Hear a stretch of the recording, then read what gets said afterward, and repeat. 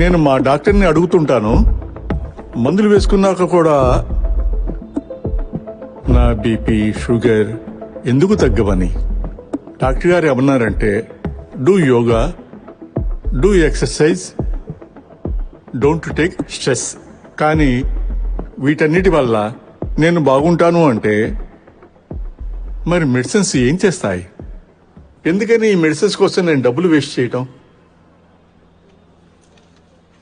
Doctor Prakash, ఇది చాలా serious అయిన విషయం. మీ పిటిషన్లో మెరిట్ ఉందని నమ్ముతున్నాను.